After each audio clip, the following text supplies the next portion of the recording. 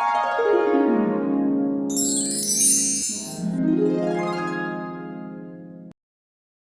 terbangun dan kaget karena berada di kamar yang tidak aku kenal. Aku di mana? Apakah aku masih hidup? Ataukah arah? Untunglah kau segera siuman. Terdengar suara Isti dan dia menggenggam tanganku. Masih kulihat guratan kecemasan di wajahnya. Aku kenapa, Is? Kamu pingsan dan baru sadar. Oh, berarti aku masih di rumah? Iya, Rah, kamu di kamar Arsat. Mereka menunggu di ruang tamu. Aku duduk dibantu Isti. Ini, minumlah dulu.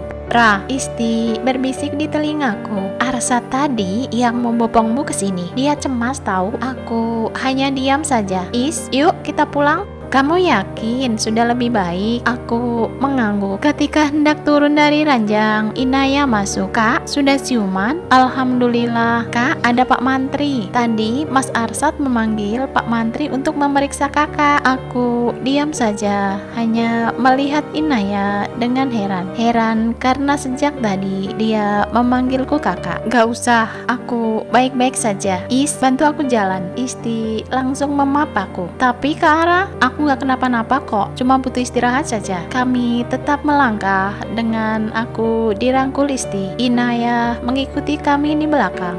Ketika sampai di ruang tamu, Arsat langsung berdiri dan mendekati kami. Ibu diam saja, sementara Pak Mantri masih duduk. Tidak kulihat Maisaroh di ruangan ini. Rah, diperiksa dulu. Aku menggeleng. Mau langsung pulang saja? Rah, kami berpandangan. Aku pulang saja, di rumah aku lebih baik. Arsat mengalihkan pandangannya ke Isti. Yang nyetir mobil siapa? Kamu, Is. Tadi si Arah, tapi sekarang aku aja yang nyetirnya. Sini, aku bantu membawa Arah. Kamu kan lagi hamil. Enggak, aku nggak mau. Rah, kamu lagi sakit. Jangan, nggak mau.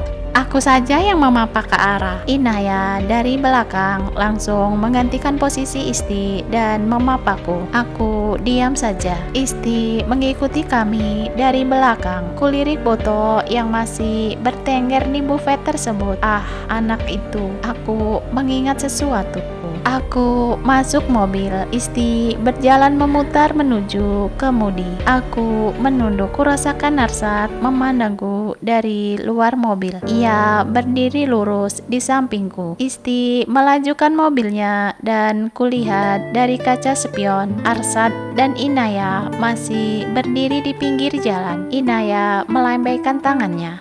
Aku mengatur nafas dan bersandar ke kursi. Kuatur dudukan kursi agar aku lebih nyaman. Sepanjang perjalanan pulang, aku membisu, tidak ingin berbicara dengan Isti. Aku mengingat-ingat wajah anak cowok di foto tersebut. Kenapa foto itu ada di sana? Siapa dia? Siapa namanya? Apakah itu Arsat atau familinya? Aku menggelengkan kepala, mengusir pikiran yang membuat kepalaku pusing. Mataku tertutup dan tiba-tiba aku sudah bersama cowok kecil itu. Aku berada kembali di kecelakaan mobil. Anak cowok tersebut menghampiriku yang sedang menangis terseduh-seduh. Dia memelukku dan menenangkanku. Rah, bangun Rah. Rah, ada apa? Kok nangis sih? Isti meminggirkan mobilnya dan berhenti. Ia menggoyang-goyangkan tubuhku yang masih sesenggukan. Alhamdulillah Rah, kau sudah sadar. Kenapa menangis? Refleks, aku memegang ujung mata. Ternyata ada air mata di sana. Aku benar-benar menangis. Aku mengingat kejadian barusan. Padahal aku tidak tidur. Alam bawah sadarku membawa ke kejadian saat itu.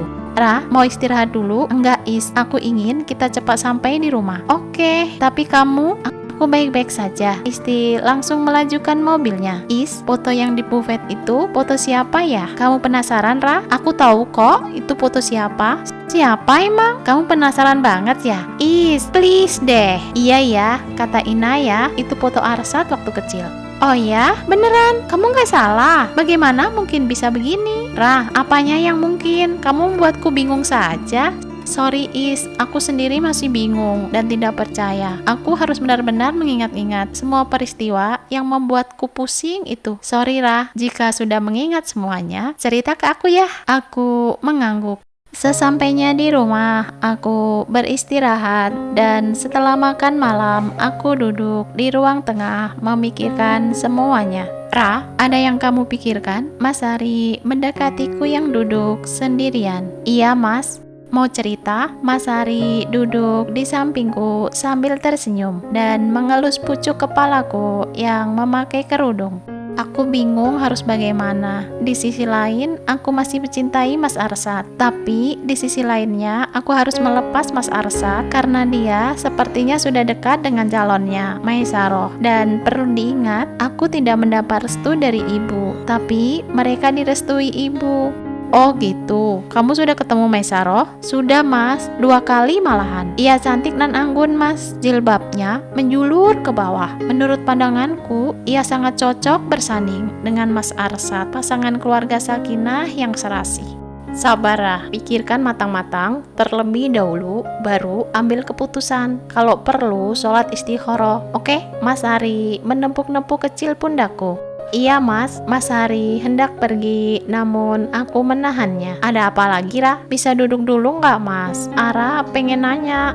Iya, apa? Aku memberikan satu postcard foto yang dari tadi aku letakkan di atas meja dengan terbalik. Mas Hari mengenalnya. Mas Hari memandangi foto tersebut dengan seksama. Aku deg-degan mendengarkan jawabannya, namun Mas Hari tak kunjung bersuara.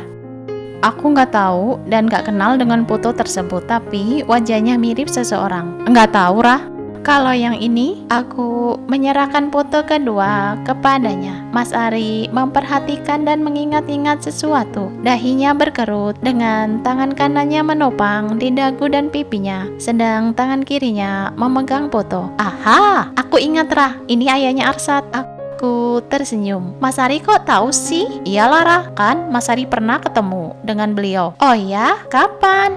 4 tahun yang lalu sebelum Mas Ari menikah dengan Kak Diana. Aku ketemu beliau bersama Papa. Tahu nggak Rah? Saat itu aku baru tahu bahwa beliaulah yang menolong kita waktu kecelakaan mobil waktu kamu kelas 3 SD itu. Dan setahun kemudian beliau meninggal. Oh gitu. Terus kenapa foto yang ini Mas Ari nggak kenal? Emang yang ini siapa Rah? Sama saja Mas, itu ayahnya Mas Arsad juga. Tapi ketika beliau masih muda, Mas Ari mengambil kedua foto itu dan menyandingkannya. Dia mengamati foto tersebut. Iya sih Rah, ada kemiripan. Dan tahu nggak Rah, aku mengarahkan wajah ini ke Mas Ari. Alis dan matanya mirip Arsad. Aku tersenyum. Mas Ari juga mengetahui hal itu. Memang benar mirip Arsad.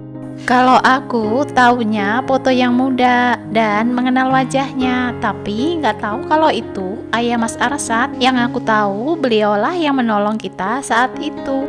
Oh ya, Rah, sekarang kamu mengingat kecelakaan itu? Aku mengangguk. Wajah Mas Ari berbinar senang. Dia tersenyum padaku.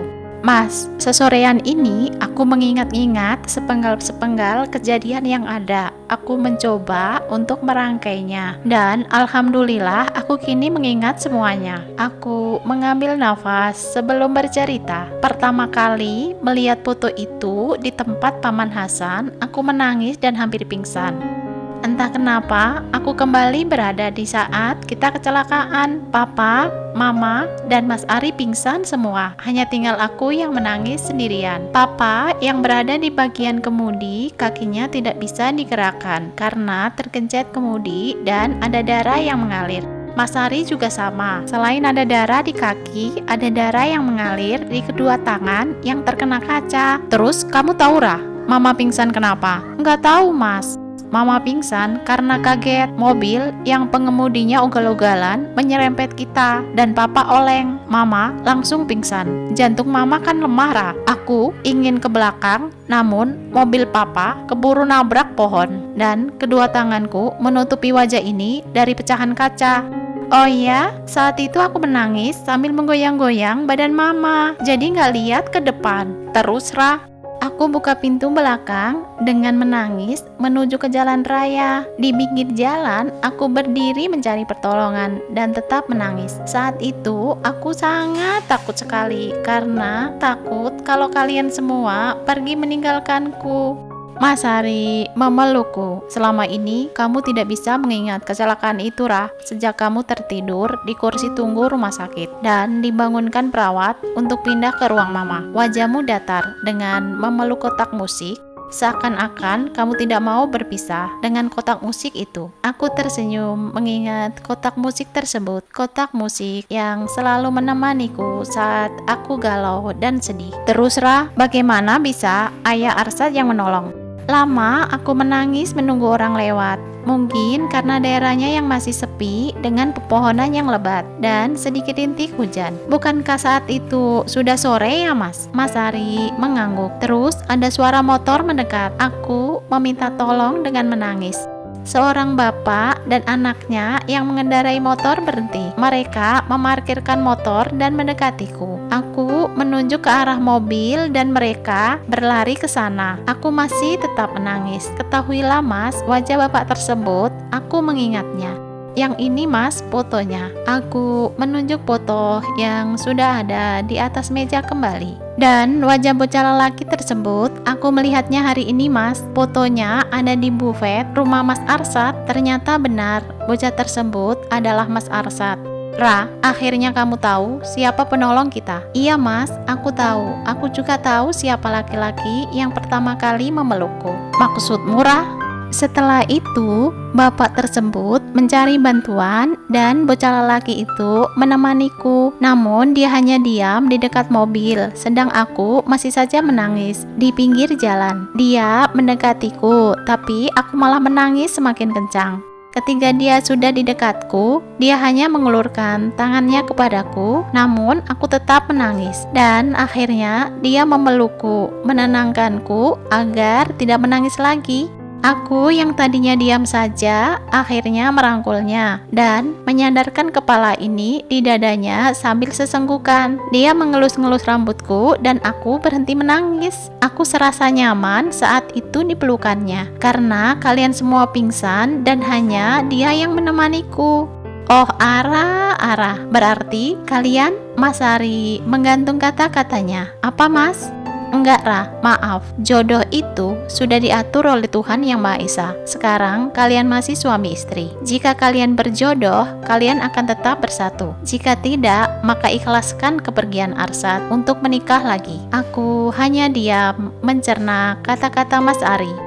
Setelah itu, dia mengajakku duduk dengan tetap memegang tanganku sampai orang-orang datang untuk menolong. Dia dan aku naik ambulan yang membawa mama pergi ke rumah sakit. Sementara papa dan Mas Ari di mobil ambulan yang lain. Sedang ayahnya Mas Arsad naik motor mengikuti kami dari belakang.